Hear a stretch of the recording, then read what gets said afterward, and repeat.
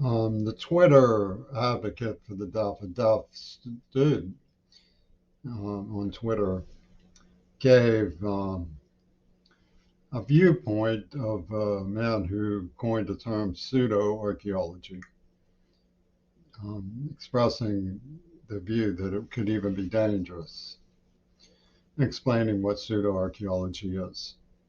Well, it's interesting because if you look at the demonstrable archaeology, semiotic literature, that proves that two virgins' pussy ball was clogged to the AIDS attack. You might, um, well, discern just war theory. Gail Burston was a brutal human trafficker, paying sums of money to torture people. But her namesake, Gail Dine, is now in the web saying that pornography is a public health menace. It's not enough to just denounce it. I guess together you could see them as believing in the genocide war. Now, how is that a just war theory?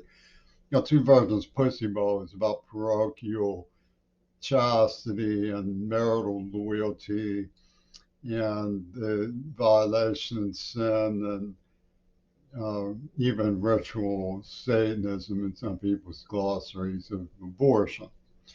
Whether you take it that way or not isn't the point. The point is that it can be articulated as a just war theory.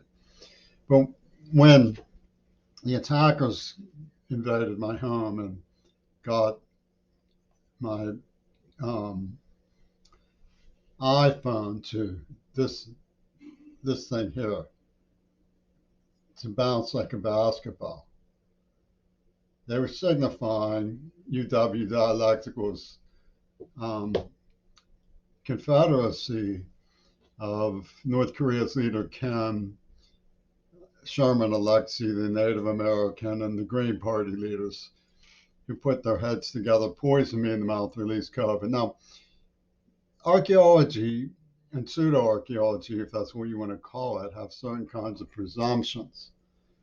For example, if I was to say, did Adolf Hitler kill JFK from Argentina? Person would say, that's too presumptuous. Adolf Hitler wasn't in Argentina. He died in 1945. And the whole set of presumptions is pseudo archaeology. And to prevent that question from being asked, you have to enforce the idea that it's all pseudo archaeology. So if he wasn't in Argentina, it goes without saying if he died in 1945 that he didn't kill JFK and so on.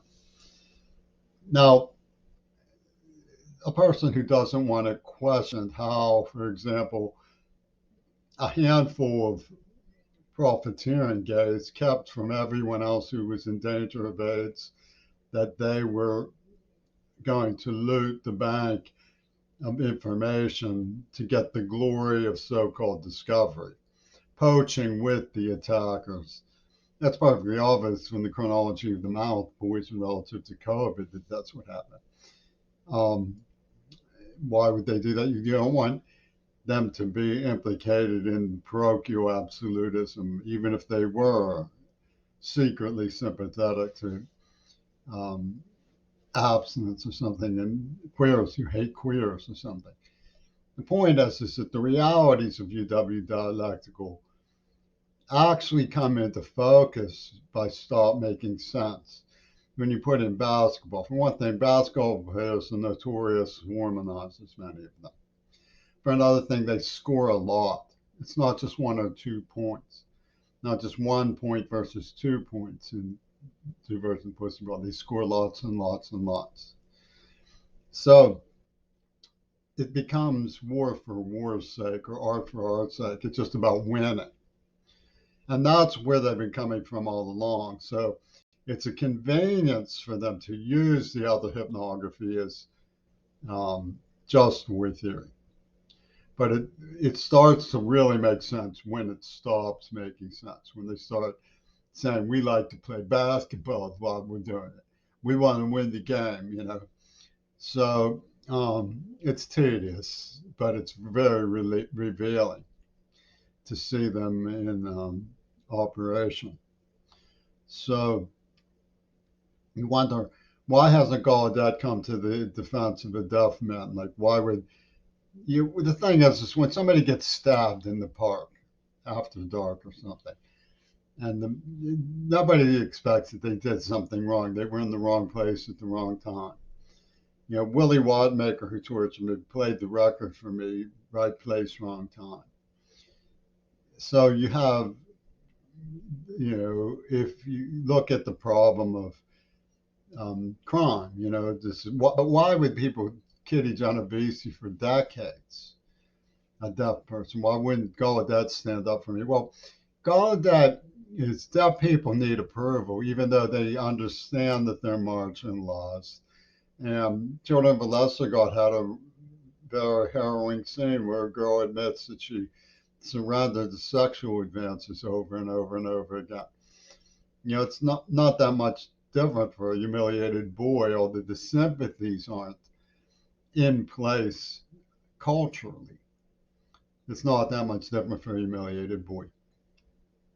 So why wouldn't they defend a girl who was raped like Jeannie? It's because they like approval too. They like star stuff. They want to be seen as the smarties.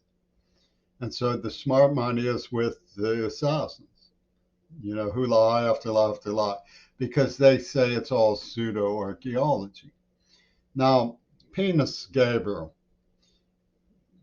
himself promoted a horrifying pseudo archaeology. He depicted me as the last temptation, which is murder. And he depicted me on the album So as being a pushy person. You know, following John Schulman's leads about my personality as a traumatized deaf person who was tortured. He says, only love can make love. I hear that voice again, you know, what's this dude crowding us? So you're dealing with the criminally insane, but it's organized. And Gallaudet can't stand up to Obama. Obama was discovered that he was a witch doctor.